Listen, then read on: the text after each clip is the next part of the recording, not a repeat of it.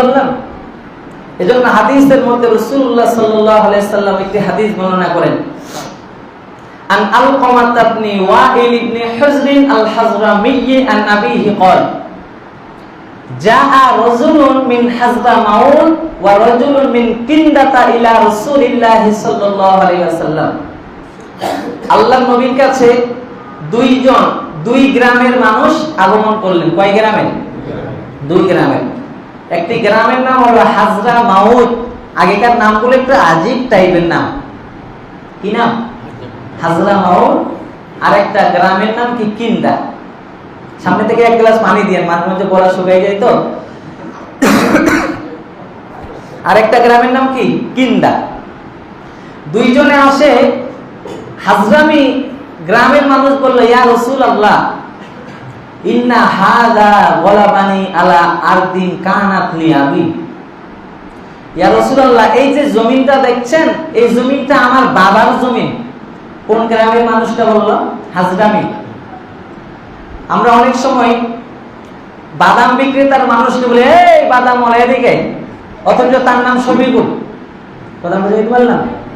মানে বাদাম বিক্রি করতে করতে এমন পর্যায়ে পৌঁছে গেছে, তার নামটাই পড়ে গেছে বাদামওয়ালা। তো হাজরামি সাহাবীটা বললেন, ইয়া রাসূলুল্লাহ, এই জমিনটা কার? আমার বাবার জমিন। ফাকাল আল কিন্দিয়ু হিয়া আরদি ফি ইয়াদি আজরাউহা লাইসা লাহু ফিহা হাক্কুন।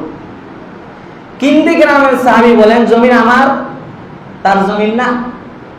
শুধু আমার যে তাই নয়, আমার দখলে আছে জমিনটা। কার দখলে? আমার দখলে আছে।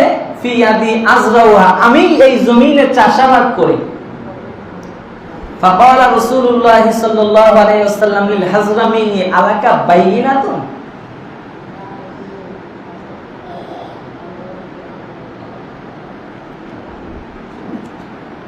আল্লাহ নবী সাল্লাল্লাহু আলাইহি সাল্লাম তখন হাজরামি সাহাবীটাকে বললেন, এই সাহাবী, তুমি যে বলছো এই জমিনটা তোমার বাবার জমিন, কিন্দি বলতেছে তার জমিন, তার দখলে আছে, তো তুমি যে দাবি করছো তোমার বাবার জমিন ছিল, তোমার কাছে কোনো দলিল আছে?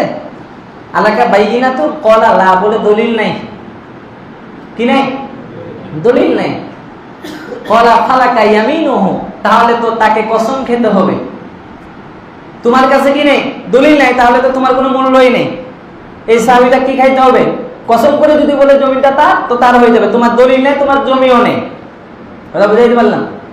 ফাকালা হাজরামি ইয়া রাসূলুল্লাহ, হাজরামি বললেন, ইয়া রাসূলুল্লাহ ইন্নাহু ফাজিলুন লাইসা ইবালি মাহাদাম। আপনি কাকে কসম খাওয়ার জন্য বলছেন? লোকটা তো ফাসিক, লোকটা তো দিন দুপুরে প্রকাশ্যে পাপাচারের কাজ করে, সে তো কসম করতে দ্বিধাবোধ করবেন না। আপনি কাকে কসম খাওয়ার জন্য বলছেন? রাসূলুল্লাহ বললেন, সে ফাসিক হোক আর যাই হোক, যেহেতু তোমার কাছে দলিল নাই, জমিন তোমার হতে পারে না। কথা বুঝাইতে পারলাম? তো এই যে এরা পরস্পরে নিজেদের দোষগুলো রাসূলুল্লাহর কাছে তুলে ধরলো, তাহলে তো গীবতের পর্যায়ে হলে এটা গীবত হয়ে যাইত। কিন্তু হলো না কেন? কিসের কারণে? বিচার মামলা, বিচারকের কাছে যদি দোষ বর্ণনা করা হয়, সেটা গীবত হবে না। আলোচ্য বিষয় বুঝতে পারছেন আমার? আজকের আলোচ্য বিষয় হলো, কিছু কিছু জায়গায় শরীয়ত গীবত করার কি করেছেন? হালাল বলেছেন। শুধু তাই নয়, আসেন এবার একটা আলোচনা করি।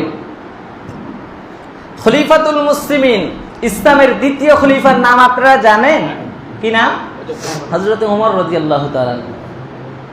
খলিফাতুল মুসলিমিন হযরত ওমর রাদিয়াল্লাহু তাআলা আনহু জানায়া দেয়, খেলাফতের মসনদে যখন খলিফাতুল মুসলিমিন হযরত ওমর বসলেন, হযরত ওমর রাদিয়াল্লাহু তাআলা আনহু বিভিন্ন জায়গায় জায়গায় এমপি, মন্ত্রী, চেয়ারম্যান, মেম্বার নির্ধারণ করে ফেললেন।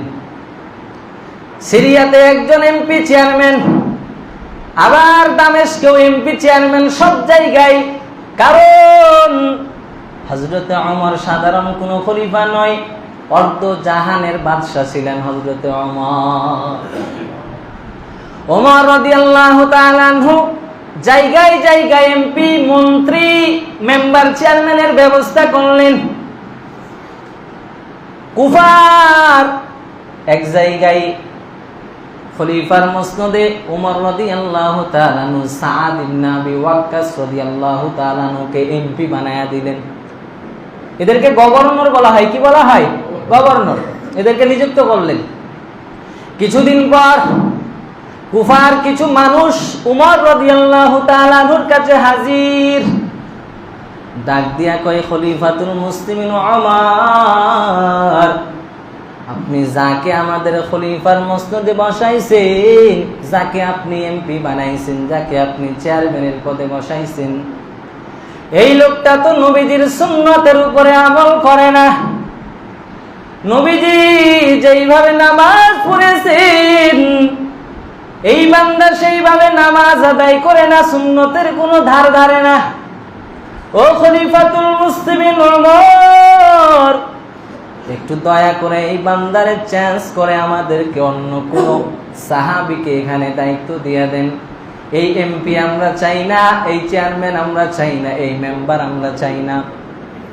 এর নবীর উম্মতের দল হযরত ওমর সাদ ইবনে আবি ওয়াক্কাস রাদিয়াল্লাহু তাআলা আনহুকে সেখান থেকে বরখাস্ত করে দিলেন। যদিও সাদ রাদিয়াল্লাহু তাআলা আনহুর কোনো দোষই ছিল না।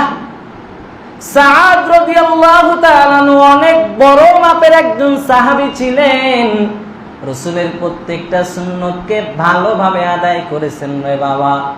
কিন্তু ওমর রাদিয়াল্লাহু তাআলা আনহু কিছু হিকমত বুঝে তাকে বরখাস্ত করেছিলেন।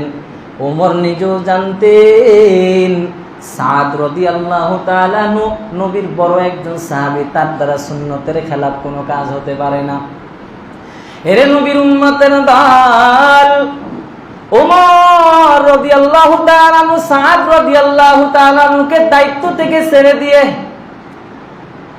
আম্মার ইবনে ইয়াসির, নবীজির আরেক সাহাবী আম্মার ইবনে ইয়াসির রাদিয়াল্লাহু তাআলা আনহুকে সেই পদবি দান করে দিলেন।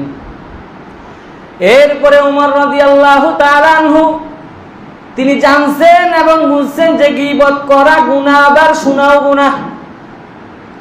দায়িত্বশীল ব্যক্তিদের ব্যাপারে উপরস্থ কর্মকর্তার কাছে অভিযোগ করা, নালিশ করা জায়েজ। ওমর হলো প্রধানমন্ত্রী, আর সাদ ইবনে আবি ওয়াক্কাস এরা তো এলাকার মেম্বার বা চেয়ারম্যান বা সর্বোচ্চ এমপি। কথা বুঝাইতে পারলাম?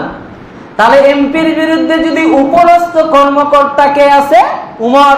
উমর তো প্রধানমন্ত্রী, তো এমপির বিরুদ্ধে প্রধানমন্ত্রীর কাছে অভিযোগ দেওয়া যাবে, উপরস্থ কর্মকর্তা, কারণ তার ক্ষমতা আছে তাকে পদ থেকে হটিয়ে আরেকজনকে দেওয়া। কিন্তু আপনি যদি এমপির বিরুদ্ধে অভিযোগ করেন মেম্বারের কাছে, ও জীবনও এমপিকে সরাইতে পারবে? তাহলে দায়িত্বশীলদের বিরুদ্ধে অভিযোগ করতে হবে উপরস্থ কর্মকর্তার কাছে। আপনি যদি একটা এলাকার একটা ছেলে খুবই খারাপ, আপনি যদি আরেকজনকে বলেন যে কিছুই করতে পারবে না, ওকে বলে লাভ আছে? ওর গার্জিয়ানকে বলেন, ওর ভাইকে বলেন, তাহলে হয়তো বা তার বাবা তার ভাই শাসন করে তাকে ভালো পথে আনতে পারে। কথা বুঝাইতে পারলাম? সময়ও নাই, 1:17 বেজে গেছে। না না, এখানে একটা বিষয় আছে।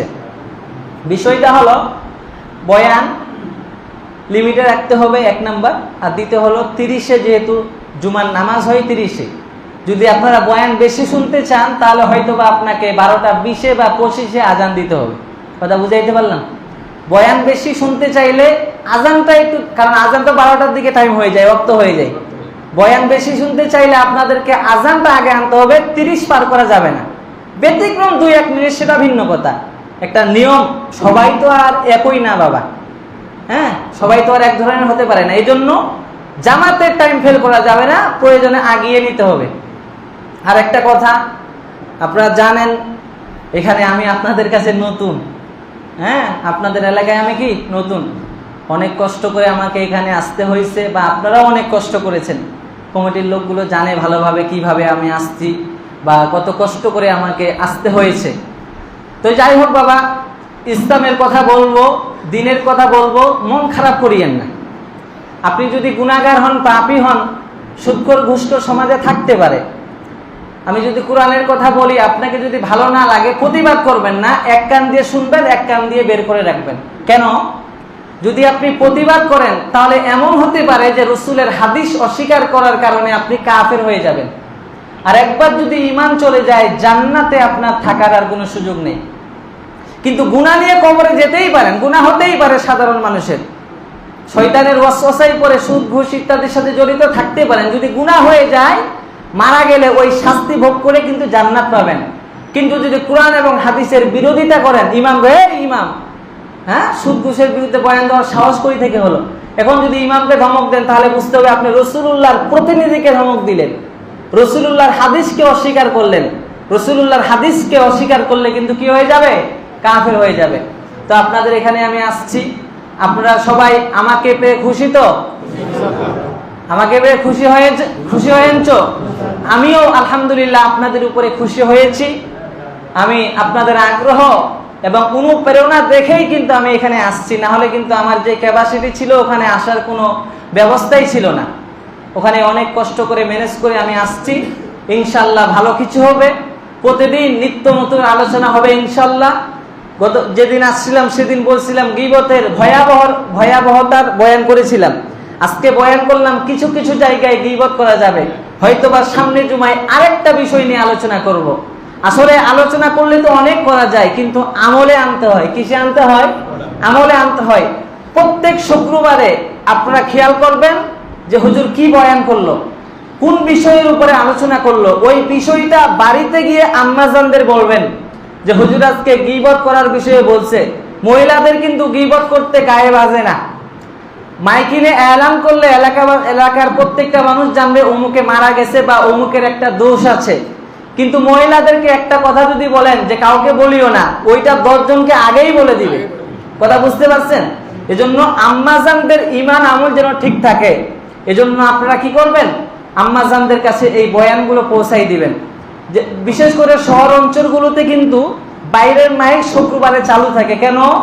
বলে আব্বাজানদের সাথে সাথে যেন আম্মাজানেরাও দিনদার হয়ে যায়, আম্মাজানদেরও কিন্তু অনেক মাসআলা মাসাইল জানার দরকার আছে। যে আম্মাজানরা নামাজ পড়তে জানে না, কিভাবে হাত বাঁধবে, কিভাবে রুকুতে যাবে, কিভাবে সিজদায় যাবে, এগুলো কিন্তু আম্মাজানেরা জানে না। এজন্য শহর অঞ্চলগুলোতে কিন্তু বাইরের মাইক চালু আছে, তবে লিমিটের মধ্যে সাউন্ড।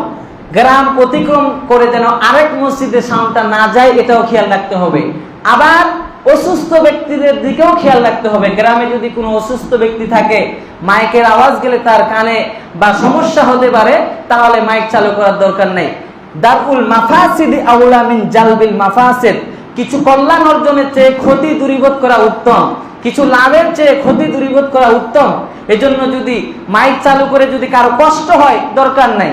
যদি মা বোনদের ফায়দা হয় চালু করবেন, না হলে কোনো দরকার নেই। আশেপাশে অন্য মসজিদে যেন এই আওয়াজটা না যায়। কথা বুঝাইতে পারলাম? আল্লাহ পাক আমাদের সবাইকে আমল করার তৌফিক দান করুন। এখন কি সুন্নতের টাইম দিব? হ্যাঁ, সুন্নতের টাইম দিলাম। তবে আগামী জুমা থেকে আপনারা কি বলে